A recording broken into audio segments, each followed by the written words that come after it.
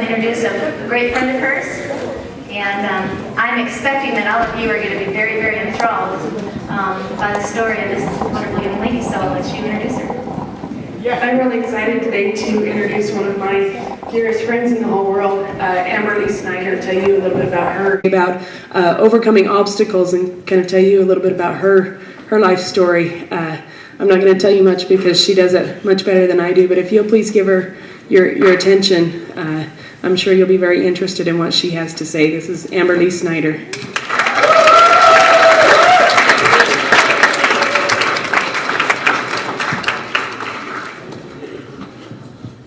All right, so I guess before I go into anything, I'm going to tell you a little bit about me. I was born in California. Great, I have some Cali people in here. And then when I was 7, I moved to Utah. Oh my gosh! That bad, huh? That bad. Okay. So then I've been here ever since. I've moved to a couple different places since I've been here. When I was 7, I started rodeoing, and I've been doing that ever since. But I don't know what else you guys would want to know, so we'll just leave it at that for right now. All right, so I have a question for you, though. How many of you have ever been to a baseball game? Me. How many of you have ever wanted to go to a baseball game? Me. Not very many, but some of you guys have. Okay, so I'm going to tell you, in my family, baseball is a huge deal. Yeah. Because even when I was really little, my dad was a Major League Baseball player. So he would take us to these baseball games. And it's kind of become the point that in order to be a Snyder, you have to love baseball. You have to love everything about it. And I'm going to tell you a cool thing about baseball players that I've learned. Have you guys ever seen a baseball player strike out? Okay, happens a lot. It actually happens 3 times more often than they're going to hit a home run. That's not very good odds, at least not to me. Because I think if I ever wanted to do something, I would want to be the best at it, and I'd want to be hitting a home run every time. Well, these baseball players, they're going to strike out 3 times more than they will ever hit a home run. But that doesn't stop them. That doesn't stop them from going up to that home plate and getting ready to take the hit. It doesn't stop them at all. A saying that I've learned from my dad when I was really little was, don't let the fear of striking out keep you from playing the game. So that's what these baseball players, that's what they live by. They don't let that fear of striking out keep them from playing the game. They don't let that intimidate them. That's something that I think is super important that I've learned through that. I've also learned that through another person in my life, my little sister. My little sister is 10 years old and is probably, well, she is. She's like my best friend. She's the only one I ever got addicted to rodeo like I am, and so I've traveled with her everywhere. One time we went to a rodeo, and, well, I have to tell you a little side story about me and my little sister. If we don't win, it's not good. We have to win. You have to understand this. There's no such thing as second place. So we're at this rodeo, and it's goat tying, and the way goat tying works is you have to run down there, jump off your horse, and tie this goat in the fastest amount of time possible. So the kid goes before her, goes down there, ties pretty dang fast. And I'm getting nervous because I'm thinking, great, this isn't very good. My little sister's going to come in second. I'm not okay with that. So she turns to me and she says, don't worry about it, not a big deal. So I'm like, okay. Next kid goes, even faster. I'm like, Autumn, I just don't know how this is going to work out, but, just be ready. She's like, nah, not a big deal, I'm going to be faster. She goes in there and does that. She proves me wrong. She didn't let that fear of those other people doing great keep her from striving towards a goal. You guys can learn a lot from that too.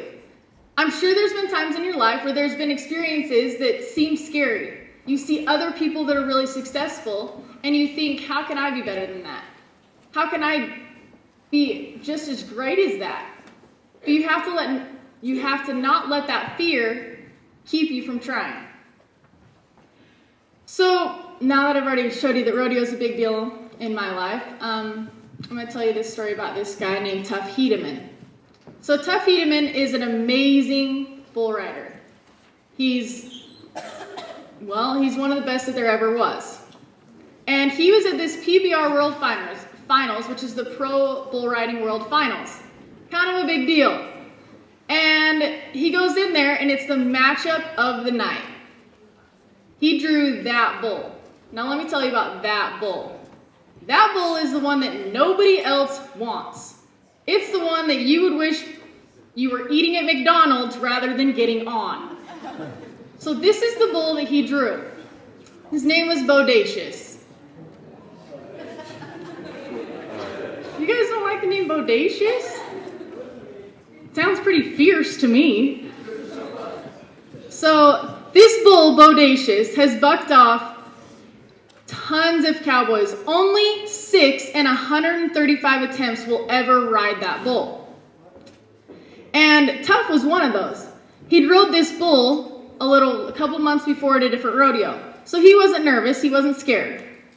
Well, he gets on this bull, he nods for the ride. He comes out, and jump for jump, he's making this ride. Perfect, has an amazing seat on this bull's back. Well, then that bull managed to throw him forward. Tuff's face made contact with the bull's head. This crushed every bone in the left side of his face. And that's something that is pretty terrible if you ask me. Tuff got knocked out, fell on the ground. EMTs come running over. He didn't stay down though. He got back up. He walked out of that arena with the whole left side of his face just crushed by this massive bull. To me, that reminds me of this saying. There's this Olympic runner named, I'm going to slaughter this, guys. Juma Ikenga.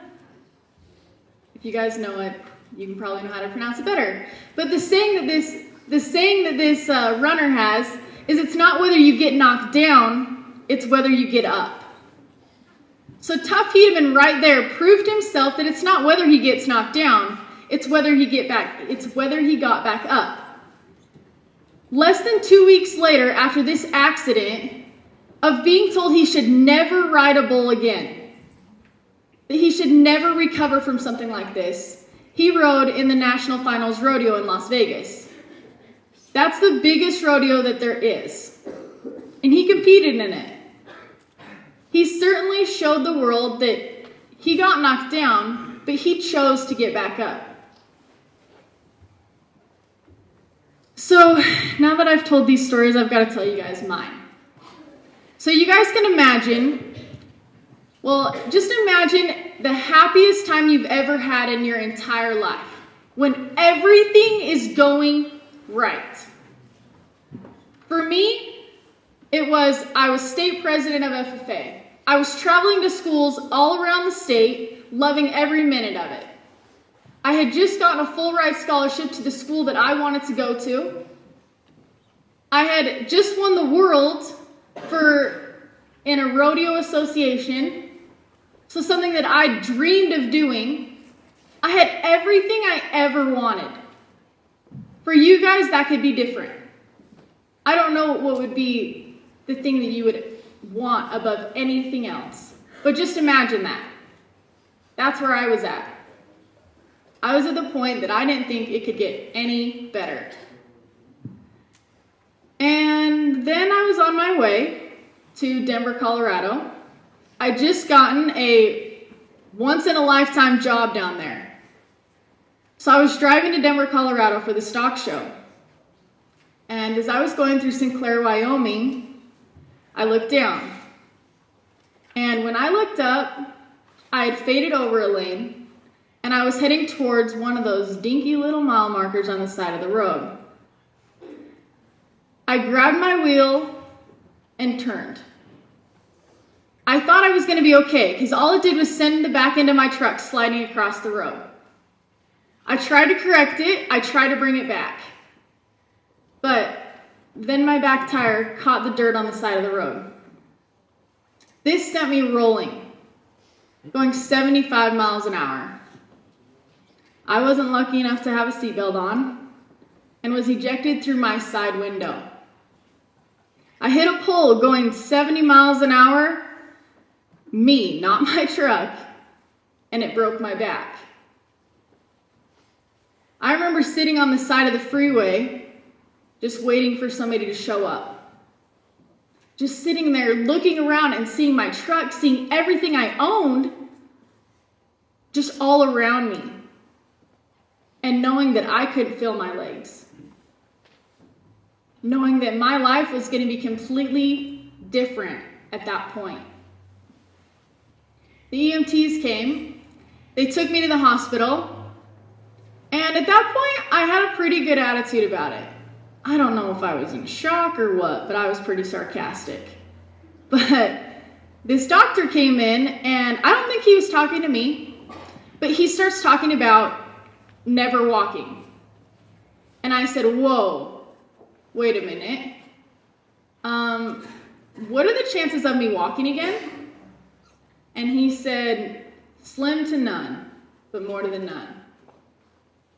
I just remember feeling like everything I'd ever dreamed for was crushed in that instant. Everything I'd ever worked for was gone right then. So I had a choice. I could either let this experience keep me knocked down. I could let this experience ruin my life forever. But I had to make a choice. And I chose to not let it do that. I chose that even in a wheelchair, even when I'm not walking, even when I'm not doing everything that I wanted to, it wasn't going to ruin my life. Don't get me wrong. It's been the hardest thing I'll ever go through. At the hospital, they told me, they asked me what my goals were. And I didn't care for anything else. All I told them was that I wanted to walk. Why did I need to learn how to get from my bed to my wheelchair? Why did I need to learn how to be able to pick myself up off the ground? To me, that was pointless. Because, heck, I was just going to walk. I was going to get everything back how I wanted it, and fast. Well, that was a harsh reality that I had to face, that I actually needed to learn those things. Because walking didn't come as fast as I planned on. It still hasn't come as fast as I planned on. It's now been a year and a couple months later since that's happened. And here I am, still sitting in a wheelchair in front of you. But that's okay. I've realized that even through an experience like this, that is the worst experience that could ever happen to me, I get to choose how I want to be about it. You guys get to choose this too. You could be going through the worst experience of your life, and I don't know what it could be. It's different for everyone. But you get that choice. You get that choice whether if you want to stay knocked down, if you want to stay down, if you want to have the rest of your life be terrible. But you can choose to get back up. You can choose to have still great times. I've chose to go to college still. I've chose to go through experiences that I've never had before. I'll have to tell you this really cool experience. So, have any of you guys been hunting? Anyone in here been hunting? Shot a gun? Anything cool like that? So a few of you, all right? Well, I had this bucket list. On this bucket list was shooting a gun. I know I'm kind of pathetic that I hadn't done that in a really long time, but I did this. And then I got to have the experience of a guy calling me up who is a quadriplegic, so that means he's in a wheelchair from the neck down. Well, he's paralyzed from the neck down. And he calls me and he says, hey, I have this hunting tag. You want to come and get it? I'm like, I've never been hunting. I've never shot anything bigger than a .22, but sure. Sounds great. I'll come and do this. So I go down to Monticello, and I don't even think you guys know where that is. So I go down to Monticello, and I'm sitting in this truck, and I'm waiting for a buck to come. I'm just sitting there and waiting and waiting and waiting. Okay, the most boring experience of my life. But, lo and behold, this giant 4-point buck walks out of the woods. And I had the opportunity to shoot it. Okay, I would have never, ever, ever had this opportunity if I had not been in a wheelchair. That may sound completely crazy, but I would have never had the desire, never had the time, never had the resources to go hunting like this. But not all bad comes from terrible situations. So this situation that I have, it's pretty crappy. But I gotta have an amazing hunting experience that I would have never had if not for being in a wheelchair. So you guys can think through your lives of the times when you've had really terrible things go wrong, or you've had, even now, it could be now, that you're having something that you feel like you just cannot overcome. Think of something positive that can go along with it. Think of some great experience that you can do that maybe you would have never had otherwise. That's what I do. That's what I did. It's what I have to continue to do. That when people give me opportunities, I choose to take them. You guys can do that too. So I challenge all of you that no matter where you are in life and no matter if you get knocked down, to get back up. To get back up and partake in those opportunities that are handed to you. Overcome any obstacle that's given to you. And then I think that really if you do that, you'll learn that no matter what people throw at you, you're okay. You can keep going. I don't know if you guys will ever be in a wheelchair. I would hope you don't. But a challenge like this is the biggest challenge I'll ever have. But I know that if I keep a positive attitude and I still keep going, I can still enjoy every bit of what I'm going through. So that's what I challenge you guys. But thank you for letting me come here.